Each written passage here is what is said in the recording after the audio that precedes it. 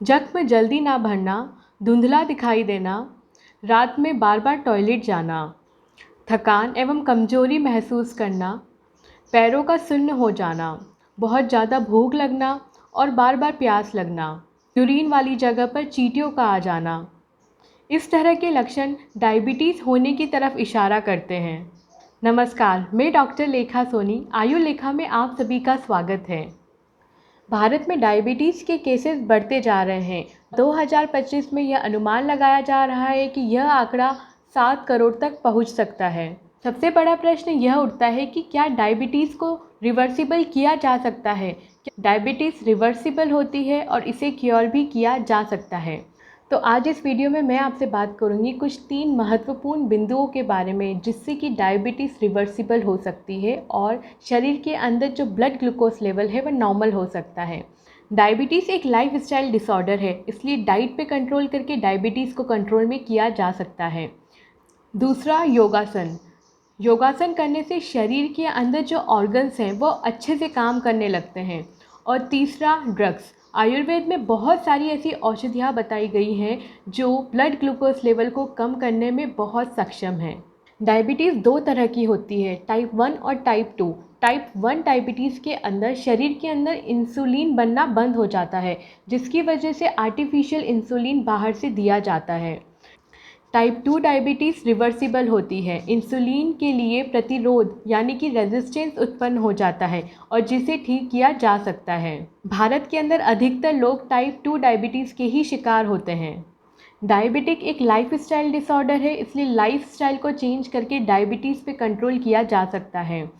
Diet plan के अंदर 9 inch plate method को फॉलो करें। अपनी प्लेट के आधे हिस्से को सब्जियों से भरना शुरू करें। सब्जियों को सैलेड की फॉर्म में या फिर स्टीम करके, उन्हें उबाल कर या फिर सॉटे करके, मतलब घी या तेल में छोंककर प्रयोग करें। प्लेट के 1/4 हिस्से को प्रोटीन से भरें।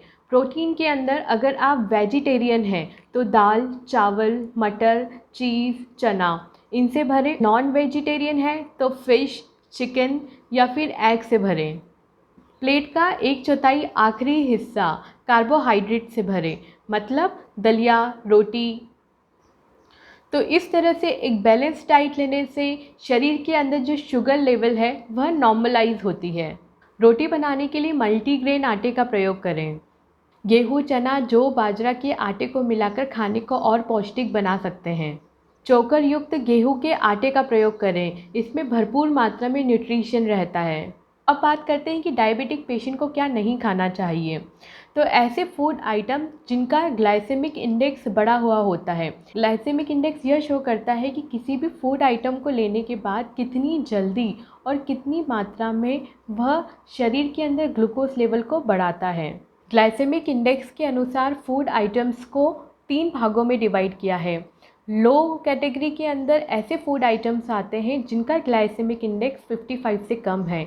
मीडियम में ऐसे फूड आर्टिकल्स आते हैं जिनका ग्लाइसेमिक इंडेक्स 56 से 69 के बीच में आता है। और हाई कैटेगरी में उन सभी फूड आइटम्स को इंक्लूड किया है जिनका ग्लाइसेमिक इंडेक्स 70 से ऊपर होता है।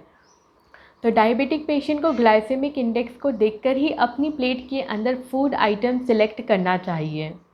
फिज़िकली इनएक्टिव या ऐसे लोग जो अपना ऑफिशियल वर्क बैठकर करते हैं, उनके लिए योगासन और एक्सरसाइज बहुत ज़्यादा इम्पॉर्टेंट रोल प्ले करती है।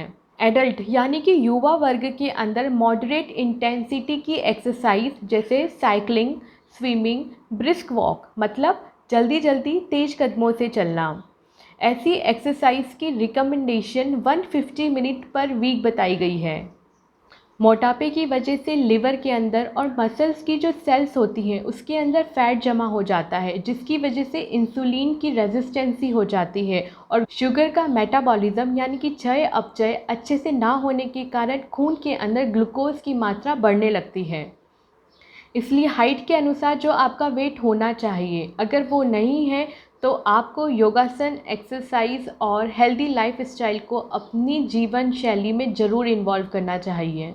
योगासन जो मधुमेह रोगियों के लिए बहुत ज़्यादा लाभकारी है, वह कुछ इस तरह से है। वक्रासन, मंडूकासन, शशकासन, योग मुद्रासन और गोमुखासन, उत्तान पादासन, सेतुबंद आसन, नौकासन और पवन मुक्तासन। इन सभी को करने से हमारे शरीर की जो ऑर्गन्स हैं वह अच्छे से काम करने लगती हैं और जिसकी वजह से शरीर के अंदर जो ग्लूकोज लेवल है वह नॉर्मल रहता है।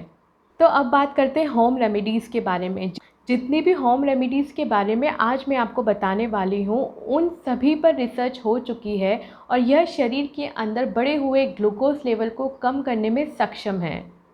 इन ड्रग्स पर की गई रिसर्च की लिंक डिस्क्रिप्शन बॉक्स में दी गई है।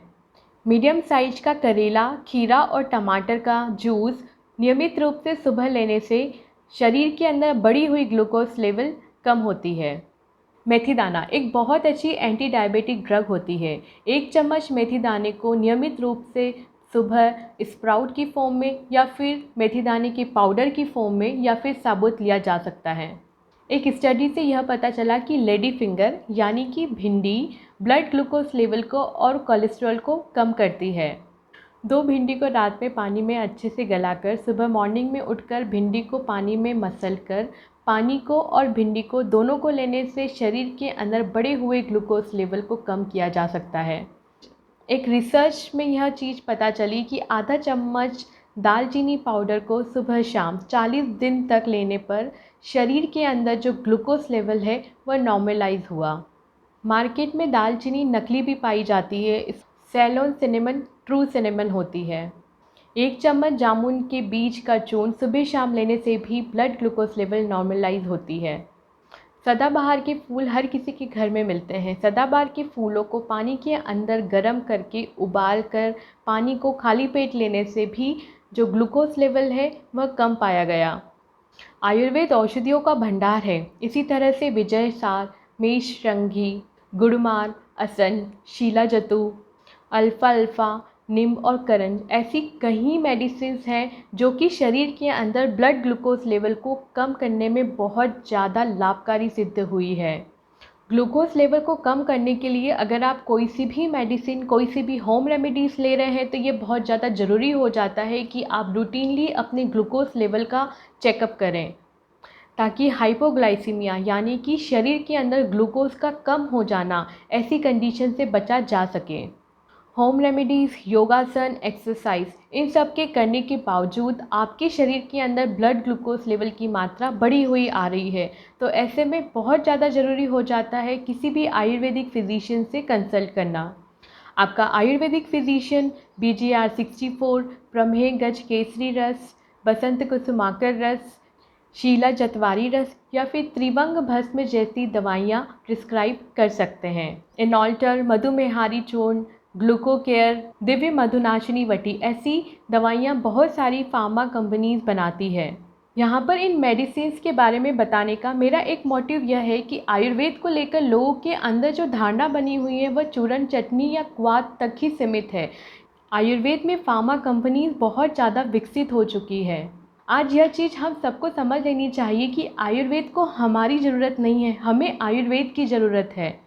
मधुमेह, मोटापे जैसी लाइफस्टाइल डिसऑर्डर्स के अंदर आयुर्वेदिक उपचार को फर्स्ट प्रायोरिटी देकर आप अपने शरीर को और स्वस्थ बनाएंगे। आई होप यह वीडियो आपके लिए लाभकारी सिद्ध होगा। इस वीडियो को मैक्सिमम लोगों तक ज़रूर शेयर करें। चैनल को सब्सक्राइब नहीं किया है तो सब्सक्राइब कर बेल आइकन को हिट ज़रूर करें। धन्यवाद।